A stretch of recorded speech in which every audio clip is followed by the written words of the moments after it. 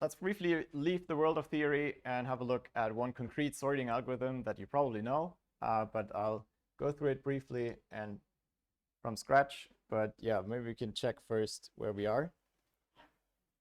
So here's a quick question on Mergesort. I'm hoping to get this one done quickly.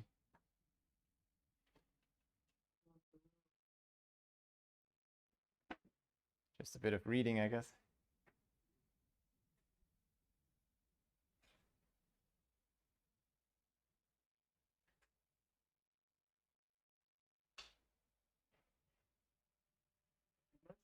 Is accepted and fastest algorithm, sorting algorithm. The question was if Mergesort is the fastest. Sorting algorithm. If Mergesort is the fastest sorting algorithm, the answer to that is quite complicated because it depends on what exactly you are asking. But we'll come back to this. Most of the unit is actually about something like this question. Yeah. If you consider the worst case, yeah, there's many facets to this question. Worst case versus average is one of them. We'll touch on a few more actually. All four answers, apart from the don't know, are actual sorting algorithms, and they're all kind of reasonable, but only one is Mergesort. Shall we jump to this? And right, so 2/3 or so of you know this, but I could trick some of you into answer A, which is another really good sorting algorithm. But we'll come to that later. So the essence of Mergesort is the second answer, but I'll explain it in detail anyways. Let's start with the core step in Mergesort, which is merging. Pictographically, you have two sorted lists, so sublists that are already in order, and we would like to make one big list that is containing the same elements and is entirely sorted. That's what I mean by this picture. And let's just look at an example how this works. So I'm showing elements here by the height of the bars, and well, the height is what we compare. I haven't changed, thanks.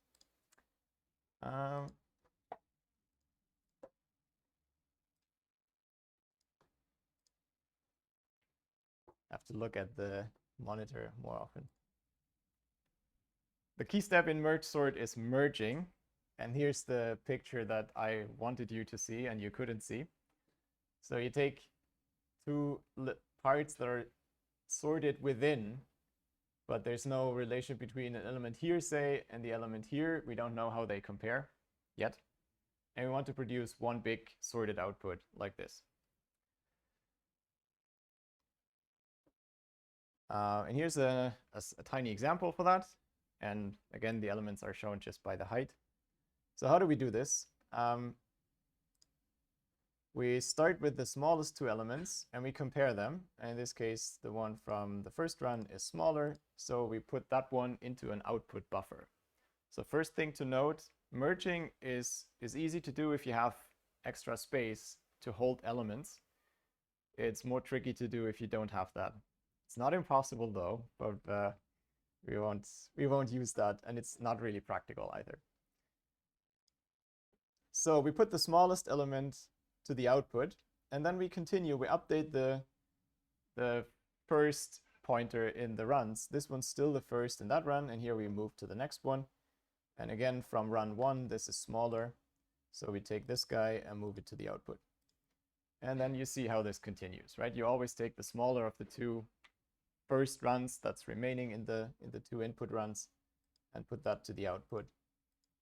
And at some point, it can happen that you've completely depleted one run. Then for the other ones, you can just copy them. There's no need to do further comparisons. Okay, that's merging. I'm not sure if I spelled out, I don't think I have spelled out code on the slides, but I guess most of you would be able to code this in Python or some other language if you're given two lists and you produce this output list.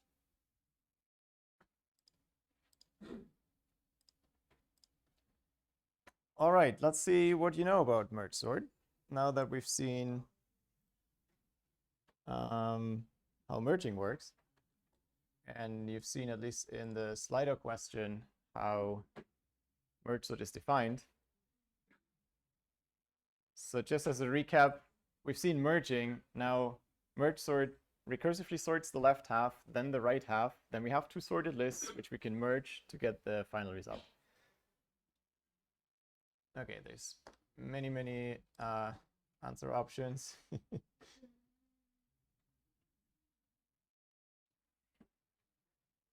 24 people. 30.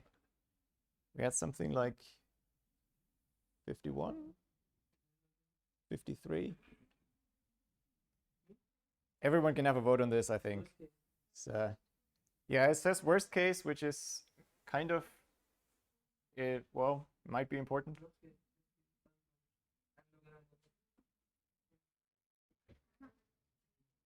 Okay, everyone voted, I think, same number. Oh, more people this time. Brilliant.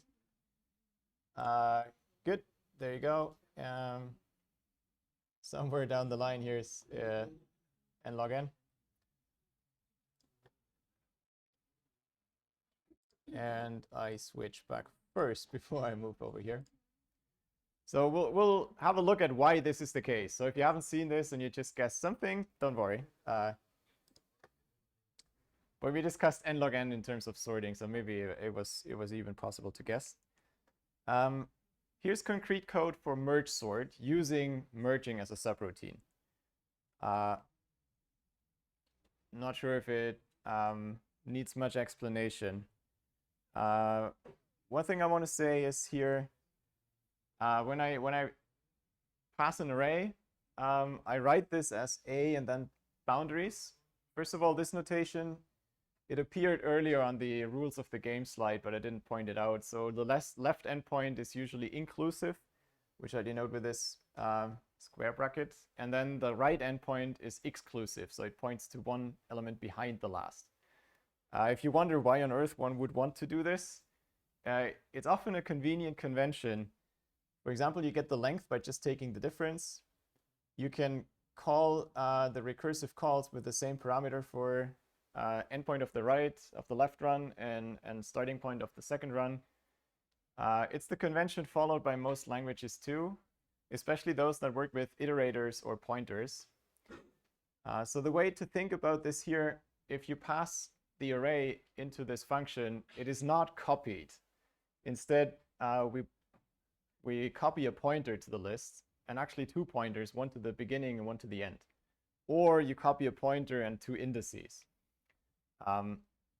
So you have to be careful. If you in Python write this like that, it would actually be a copy. So don't do that. Instead, you have to pass the list without a range. Then it's a reference, and you pass two indices. Just in case you feel like coding this up in Python. Yeah, so we split in the middle. That's our M. Then we sort left and right half and merge that. And my merging method here has an output buffer like the one on the slide. And so the last step is to copy the buffer back to have it in the same array. Okay. We call this approach a divide and conquer approach because it divides the problem into subproblems and then conquers them by combining the results. We need temporary storage for the result, otherwise things get really tricky. Yeah, one thing to note from the example before, when we merge two runs, what we do in terms of dominant operations, I want to count here how often we read or write an element. That's a good proxy for running time, apart from comparisons. So at the end of the day, you will have read all the elements in the two runs once, at least. And you can buffer them in between. And you will write them out to the output once. So a merge costs 2 times as much as the size of the output is, because you have to read everything once and then write everything once. Okay. Think of it, if you want, in terms of cache misses or memory transfers. That's the expensive operation here. Now we can precisely analyze the number of these element visits, so a read or a write, using a recursive sequence. That's something you will, I think you do this in the tutorials this week, so you will see another example of this type today and tomorrow. The way this works is you say the total cost for merge sort is C of n. And now if the list is essentially a single element or empty, that costs me nothing. I don't have to touch it. And otherwise, I have to do these recursive calls. So I'm calling myself at the same cost, but on a list of half the size. And if you want to be precise, you have to round up and down. And I have 2n. That's the cost for the merge. As I just explained, 2 times the size of the output. That's the number of accesses that we need for merging. All right. And as you pointed out, this is the same for the best and the worst case. For the number of comparisons, there's a slight difference because the best case is that you don't happen to compare. You don't have to compare all the elements because one run was completely empty and then you could copy over things. But it's not a big difference, a factor of 2 or something. But for this convenient measure, element visits, worst and best case are the same. This recurrence is still tricky to solve, but if you make the simplification that we only look at inputs of us whose size is a power of 2, then you can easily solve it, because then all these roundings go away. So instead of n, we have 2 to the k. Instead of n half rounded down, we have 2 to the k minus 1, and this one is also, because it's never rounded, it's always an integer if you have a power of 2. So we just have 2 times the same term, and then here again an n gets a 2 to the k. And if you look at this recurrence, that just nicely telescopes in the sense that you can write this out. The first term you get from this general one is just this one for merging.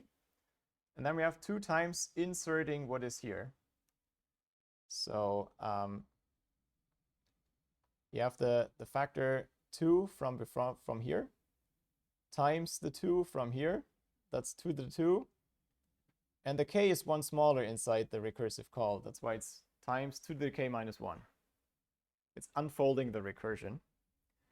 And if you keep doing this, you notice actually all those summands are the same, because the exponents just add up. And so this is always summing to the k plus 1. And you can write this as 2 times 2 to the k. And we have k of these summands.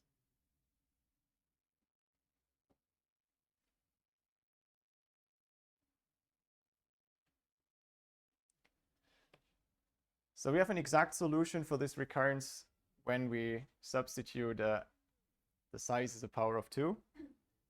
It's exactly this. And if you substitute back, if n is a power of 2, then n is a power of 2, then that means k is log n.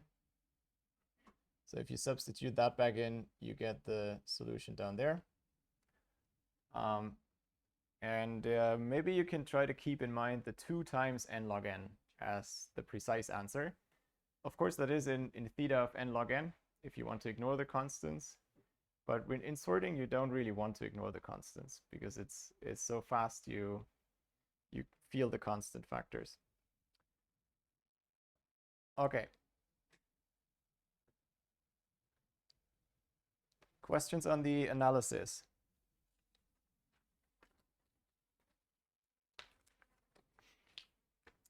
You may have seen this recurrence written with comparisons, but I want to stress one more time that element visits is a slightly more realistic cost measure if the list is not too small.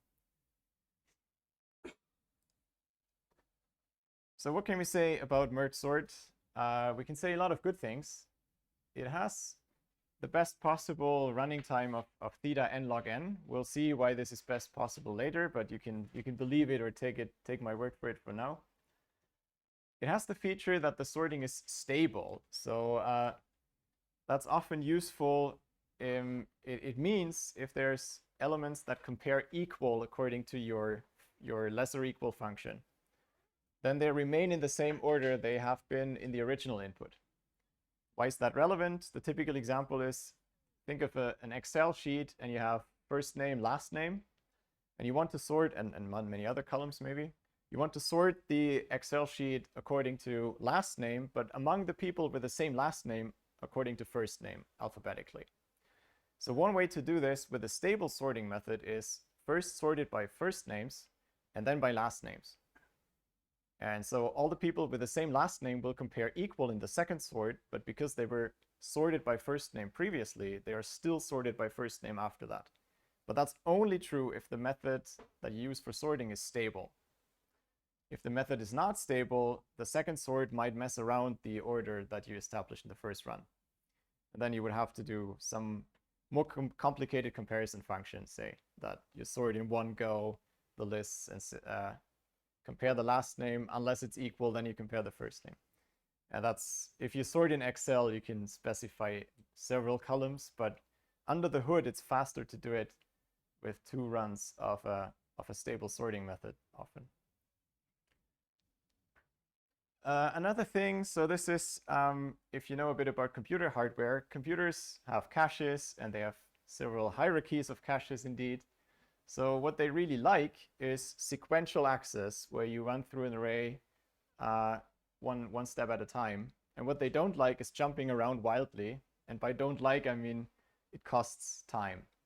Because the jumping around means you have to get a cache block each time, whereas sequential means you get a whole chunk of memory into your cache, and then you can use all the positions in there before you have to load another block. And the accesses in Mergesort are all sequential scans, so that's good in terms of the memory hierarchy. If that didn't make sense at all to you, it's not really relevant for this module. It's just background information that is very relevant in the world out there if you think beyond the exam for COMP526. There's a negative side. I said this for merge. Merging is easy if you have extra space. And if you don't, it's not entirely impossible, but very complicated. And you lose the practicality to a good extent. So we have some work to do if you want to sort without spending as much space as already the elements take.